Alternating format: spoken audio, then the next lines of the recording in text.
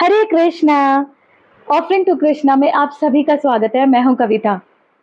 इस वीडियो को कंटिन्यू करने से पहले मैं आप लोगों को थैंक यू कहना चाहती हूं, क्योंकि आप लोगों के थोड़े थोड़े से प्यार की वजह से इस चैनल पर 1000 से ज़्यादा सब्सक्राइबर्स हो चुके हैं। सो उसके लिए थैंक यू सो मच। साथ ही साथ इस वीडियो को कंटिन्यू करते हैं। हरे कृष्णा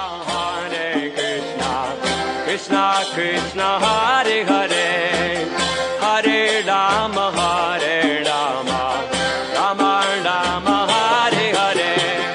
मैं एक और आप लोगों के लिए स्टोरी लेकर आई हूँ, क्योंकि लास्ट टाइम मैंने जो आप लोगों के लिए स्टोरी डाली थी, वो स्टोरी पर आप लोगों ने इतने सुंदर सुंदर कमेंट्स किए थे और मुझे बहुत सपोर्ट किया था उस वीडियो के थ्रू।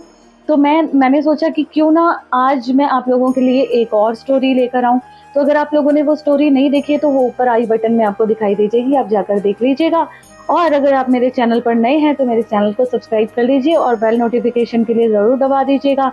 साथ ही साथ अगर ये वीडियो अच्छी लगे तो लाइक ज़रूर कीजिएगा और कमेंट ज़रूर कीजिएगा। मैं सभी की कमेंट्स पढ़ा करती हूँ।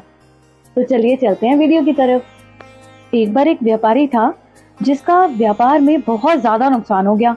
इतना ज़्यादा नुकसान हो गया कि उसके जितने भी गोदाम थे, जितनी भी बैलगाड़ियाँ थी, घोड़े थे, वो सभी नीलाम करने पड़े उसको, जिसकी वजह से उसके घर में बहुत ज़्यादा अशांति हो गई। तो उसकी जो वाइफ थी, उसके जो बच्चे थे, वो सभी उसको ऐसे समय में अकेला छोड़कर चले गए। अब इन सब चीज़ों से ना वो बहुत ज़्यादा निराश हो गया और बहुत अकेला फील करने लगा, क्योंकि उसके साथ कोई दुख बांटने वाला था नहीं। तो उसने एक दिन इस बात को अपने किसी फ्रेंड से शेयर करी। तो उसके फ्रेंड ने उसको ये सजेशन दिया कि तुम एक काम क्यों नहीं करते, तुम ना कृष्णा के सामने आरती किया करो, उनके आगे धूप जलाया करो, दिया जलाया करो और उनको प्रसन्न करने की कोशिश करो। तो उसने सोचा कि हाँ, हो सकता है कि मेरे कुछ पुराने कर्म हों जिनकी वजह से मुझे ये सब झेलना पड़ रहा है। तो अगर मैं भगवान की शरण में रहूंगा तो मुझे ये सब चीज़ों से मुक्ति मिल सकती है। तो ऐसा सोचकर उसने भगवान की सुबह शाम आरती करनी शुरू करी। तो ऐसा करते करते उसे कई साल बीत गए, बहुत समय बीत गया, लेकिन उसको कहीं पे भी ना कोई फायदा नजर नहीं आ रहा था। तो उसने अपने दूसरे किसी फ्रेंड से इस बारे में दोबारा से शेयर किया सब कुछ। तो उसके दूसरे फ्रेंड ने उसको सजेशन दिया कि तुम एक काम क्यों नहीं करते, तुम कृष्ण की भक्ति करने की बजाय काली माँ की भक्ति करनी शुरू कर दो और उनके सामने दिया जलाया करो, धूप जलाया करो और आरती किया करो। तो कृष्णा की भक्ति छोड़कर उस व्यक्ति ने क्या किया, काली माता की भक्ति जो थी वो शुरू कर दी। अब जिस दिन वो पहले दिन उनके सामने दिया जला के धूप जलाने लगा, तो उसने सोचा कि एक ही मंदिर में कृष्णा भी विराजमान है और काली माता भी विराजमान मैं कर रहा हूँ, तो ये जो धूप है वो मेरे काली माता को ना लगने की बजाय कृष्णा को लगेगा, तो वो सूंघ लेंगे। तो उसने क्या किया कि कृष्णा की नाक पर कपड़ा बांध दिया। तो जैसे ही उसने कृष्ण की नाक पर कपड़ा बांधकर धूप जलाया, कृष्ण प्रकट हो गए। तो उसने बोला, भगवान इतने सालों से मैं आपकी प्रतीक्षा कर रहा हूँ, तब तो आप मेरे सामने प्रकट नहीं हुए, लेकिन आज मैंने आपके हिस्से का धूप अगर काली माता के सामने जला दिया तो आप मेरे सामने प्रकट हो गए। तो कृष्णा ने बोला, क्योंकि इतने सालों से तो मुझे मूर्ति मानकर ही पूजा कर रहे थे। अगर ये भाव तुमने मुझे पहले दिखाया होता कि जो धूप तुम मुझे अर्पण करते हो उसकी सुगंध मुझ तक पहुंचती है, तो मैं तुम्हारे सामने प्रकट होने में देर नहीं करता। लेकिन तुमने ही मुझे मूर्ति मानकर हमेशा पूजा अर्चना की थी, लेकिन आज इतने सालों के बाद तुमने ही मुझे इस भाव से देखा कि जो सुगंध तुम काली माता को अर्पण करने वाले धूप के द्वारा वो मुझे कहीं ना मिल जाए, और मेरी नाक पर कपड़ा बांध दिया।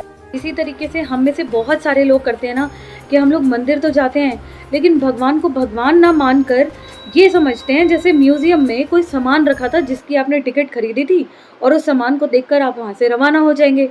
तो अगर आप भगवान को भगवान ना मानकर म्यूजियम का सामान समझकर आएंगे तो भगवान आपकी बात को कहाँ से समझेंगे। लेकिन अगर आप ये बात समझकर अपने मन में भाव लेकर जाएंगे कि मंदिर में आप जिनसे मिलने के लिए जा रहे हैं वो सिर्फ और सिर्फ आपके लिए खड़े हैं पूरे दिन से और इस बात का वेट कर रहे हैं कि कब मेरा भक्त आएगा, कब मुझसे वो अपने दिल की बातें करेगा, कब अपने दुख शेयर करेगा, कब अपने सुख मेरे से बांटेगा। अगर आप ये भाव लेकर जाएंगे ना तो तभी आपके फेस पर स्माइल आ जाएगी और आपकी आंखों से अश्रुधारा बहने लगेगी। और ये जो फीलिंग होती है ना, ये जो वाइब्स होती हैं, ये जो बात होती है, ये जो बिना बोले बातों का जो आदान प्रदान होता है, ये बहुत ही सुंदर होता है, बहुत ही अलग लेवल का होता है। आप इसको शब्दों में बयान नहीं कर सकते किसी के। लोगों को इम्प्रेस करने के लिए हम पता नहीं क्या-क्या कर देते हैं, लेकिन फिर भी लोग इम्प्रेस नहीं होते हैं। लेकिन जो इम्प्रेस होने के लिए पूरे तरीके से तैयार हैं, हम उनको ही इम्प्रेस नहीं करना चाहते। हमारे राधा श्याम सुंदर सिर्फ़ और सिर्फ़ पूरा दिन हमारे लिए वेट करते हैं, पूरा दिन हमारा इंतज़ार करते हैं कि कभी तो ये भक्ति में आएगा, कभी तो ये इंसान मेरे पास आएगा, कभी तो मुझसे बात करेगा, कभी तो दिल खोल के सुख-दुःख बाँटेगा। लेकिन हम उन्हें मूर्ति समझते हैं और उनसे सुख-दुःख की बात अपनी नहीं करते हैं।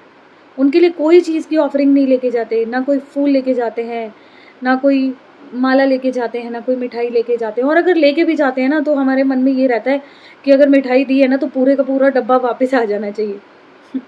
है ना? होता है ना ऐसा? अगर होता है तो मुझे कमेंट करके सच-सच बताना। तो उस चीज़ का ना भाव हमें नहीं रखना है, उस चीज़ का हमें भाव रखना है कि हम जो ये ऑफरिंग कर रहे हैं, ये भगवान के लिए है, हम जो भी काम कर रहे हैं वो भगवान के लिए है। तो जब आप इस भाव के साथ मंदिर जाकर दर्शन किया करेंगे कृष्ण के, तो बस यहीं से आपकी कृष्णा कॉन्शियसनेस की जो जर्नी है वो स्टार्ट हो जाएगी और भक्ति में आप धीरे-धीरे आगे बढ़ने लगेंगे। और आप ये बात बिल्कुल भी मत सोचिएगा कि कृष्णा से मैं क्या बात शेयर करूँ या क्या बात ना शेयर करूँ, वो भगवान है, अगर मेरी बात का बुरा मान गए तो। ऐसा कुछ भी नहीं है, आप कृष्णा से सब कुछ शेयर कर सकते हैं, आप हमारी राधा रानी से सब कुछ शेयर कर सकते हैं, कुछ भी। कुछ भी शेयर कर सकते हैं। आपके मन में अगर किसी को लेकर द्वेष, ईर्ष्या भी आ रही है ना, वो भी आप उनसे शेयर कर सकते हैं। क्योंकि देखिए इस दुनिया में आप ये सब चीज़ें किसी बहुत ही क्लोज़र से शेयर कर सकते हैं ना, और वो भी कोई भरोसा नहीं है कि वो आपकी जाकर पोल किसी और से खोल दे तो क्या होगा। तो ऐसी बातें भी अगर आपको शेयर करनी है ना, तो आप कृष्णा से बेझिझक शेयर कर सकते हैं। आपको कुछ भी कहना हो, कोई भी बात कहनी हो, आप सब कुछ उनसे शेयर कर सकते हैं। इस बात का मन में संशय बिल्कुल भी मत रखिएगा कि उनसे क्या शेयर करें या क्या नहीं शेयर करें।